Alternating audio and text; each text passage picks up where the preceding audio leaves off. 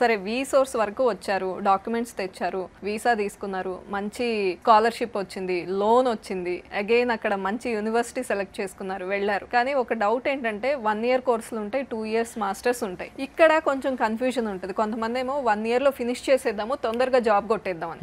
ఇంకొంతమంది 2 years చేస్తేనే best opportunities వస్తాయని. ఇన్ని ఇయర్స్ ఆఫ్ ఎక్స్పీరియన్స్ లో మీరు ఏం చెప్తారు? యాక్చువల్గా academic year of UK is 1 year. Second year వచ్చేసరికి దాన్ని ఇంటర్న్షిప్ ఇయర్ అంటారు, ప్లేస్మెంట్ ఇయర్ అంటారు. అంటే ఏంటంటే మనం చదువుకుంటున్న టైంలో మనం చదువుకున్న కోర్స్ మీద మనం ఇంటర్న్షిప్ చేస్తే that is nothing but experience. ఆ ఎక్స్పీరియన్స్ సర్టిఫికేట్ కూడా జాబ్కి ఉపయోగపడుతుంది కదా.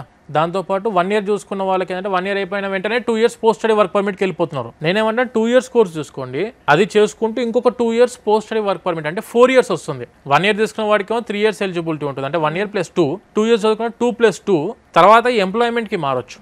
మనం ఇప్పుడు స్టూడెంట్ వీసా ఈజ్ Tier 4 వీసా, ఎంప్లాయ్మెంట్ వీసా ఈజ్ Tier 2 వీసా. ఎంప్లాయ్మెంట్ వీసాకి అక్కడ మళ్ళీ మీరు 5 years స్టే చేయడానికి అవకాశం ఉంది. దాని తర్వాత మీరు అక్కడే ఉండి సెటిల్ అవ్వాలనుకుంటే you can go for ILR. So opportunity point of view UK మనకు అన్ని ఆప్షన్స్ ఇస్తున్నాయి, కండిషన్స్ ఏమీ లేకుండా.